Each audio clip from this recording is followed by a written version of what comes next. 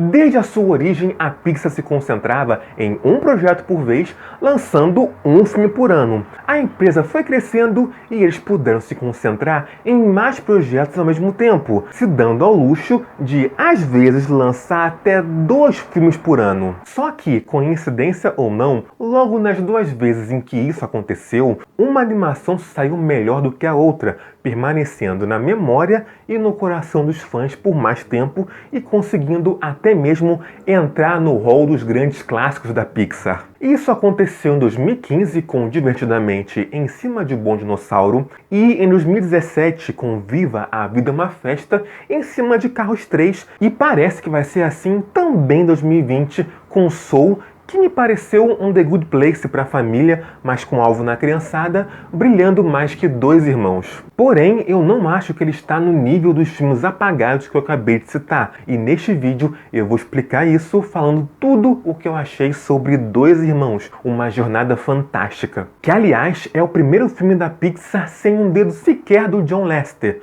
que foi afastado do estúdio depois de denúncias de conduta imprópria, se é que vocês me entendem e estiveram a par dos acontecimentos. Eu sou o Matheus e sejam bem-vindos a mais um vídeo do canal Pérola Nerd. 2 Irmãos conta a história de um mundo de fantasia que antes era repleto de magia, mas que foi se transformando ao longo do tempo e perdendo essa mágica, até se tornar num mundo cheio de tecnologia, com carros, aviões, celulares e fogões e por aí vai. Nesse mundo tem 2 irmãos que perderam seu pai muito cedo e no dia do aniversário de 16 anos do mais novo, a dupla recebe de sua mãe um presente deixado pelo próprio pai, um cajado mágico e uma pedra fênix junto de um encantamento que, ao ser realizado, traria o pai deles de volta, mas por apenas 24 horas. O feitiço é feito, mas acaba dando errado, trazendo apenas a parte de baixo do pai deles.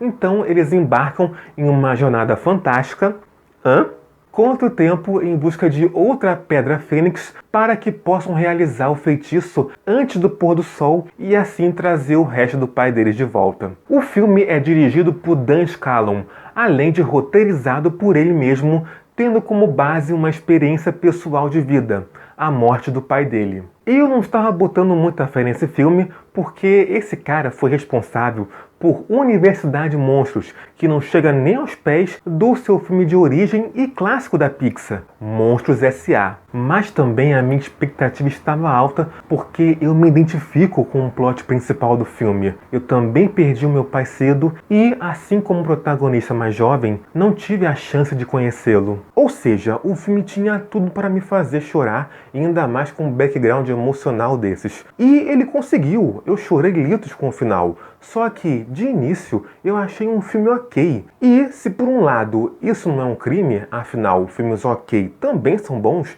por outro lado, se a gente lembrar que é um filme da Pixar, isso pesa e muito. A maioria dos filmes da Pixar ou marcaram a nossa infância ou mexem no interior da gente até hoje. Então podemos dizer que a Pixar nos deixou bem mal acostumados. Tanto que a gente sempre reclama quando um filme da Pixar fica abaixo do esperado, mesmo que esses filmes tenham seus fãs. Mas pensando melhor sobre o filme, eu comecei a perceber que as coisas que estavam me incomodando eram um dos artifícios para tornar incrível o final do filme. Por parecer um filme simples, sem aquele nível excepcional da Pixar, é a simplicidade que é um dos pontos altos dele, por incrível que pareça. Lembrando que, mesmo sendo um filme ok, ele é um nível ok da Pixar, o que já é muita coisa. Sem um olhar cuidadoso, a animação parece boba, e na verdade é bem bobinha. Dá pra ver a camada para as crianças nas diversas situações em que os irmãos se encontram,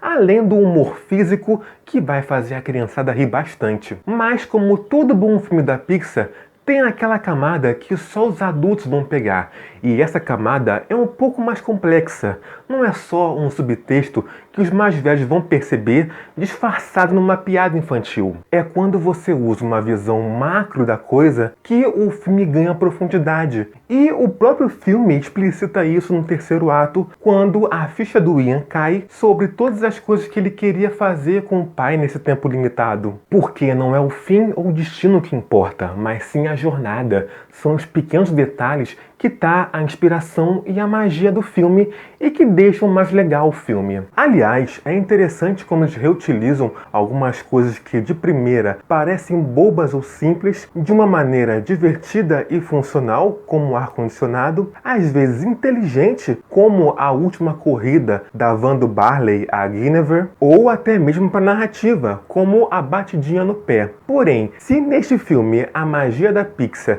está escondida nos pequenos detalhes, o terceiro ato é o puro creme de la creme da Pixar. Com uma sequência de ação que não te deixa respirar, seguido daquele momento que só a Pixar sabe entregar com excelência para nos fazer chorar, junto de uma das mensagens mais fortes e bonitas das animações do estúdio. Além da morte, Dois Irmãos é um filme que fala muito sobre família e o elo mais importante dele é a relação dos irmãos e a ótima dinâmica dos atores que já trabalharam em outros filmes da Disney, mas da Marvel, inclusive já trabalharam juntos na Marvel, contribui muito para isso. Inclusive, é incrível como a gente consegue identificar tanto a fisicalidade quanto a essência daqueles que dão vida aos dois elfos.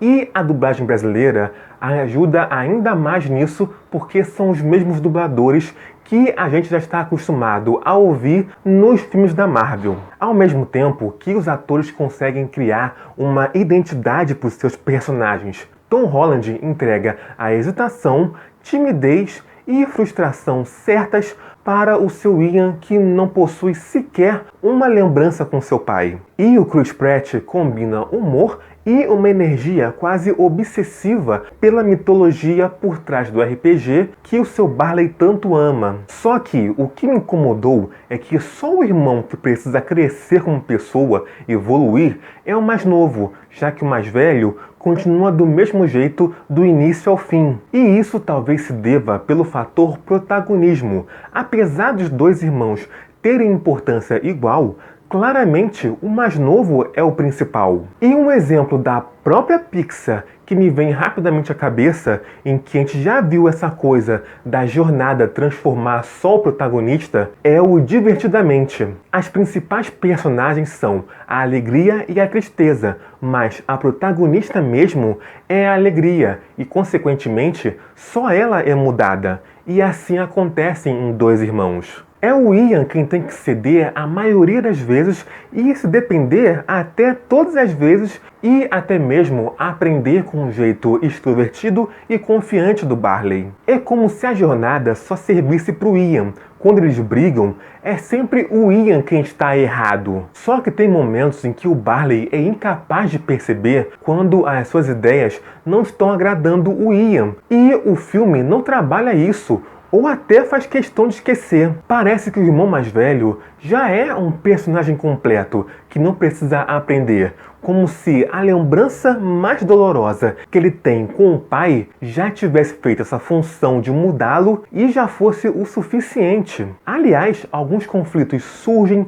e logo são resolvidos. Se fosse num livro, o conflito surgiria numa página e logo estaria tudo bem na página seguinte. Não que eu queira que um filme infantil vire um filme dramático, mas a resolução é muito ligeira. Porém, essa rapidez se repete no final, mas o modo como isso é resolvido é a clássica forma como a Pixar sempre faz. Soluciona o grande problema final com a revelação de que o protagonista estava mesmo errado, fazendo a ficha dele cair e fazendo cair também uma lágrima nossa. E já que a família é um pilar importante do filme, é legal ver que a personagem da mãe dos garotos, interpretada pela Julia Louis-Dreyfus, não foi descartada. O que podia muito bem acontecer, ser jogada de escanteio por, teoricamente, não servir a narrativa. Afinal, se ela servisse de fato, teria ido junto com os filhos na busca pela outra Pedra Fênix. Só que o roteiro é esperto em colocá-la numa outra jornada para não deixá-la como uma personagem inútil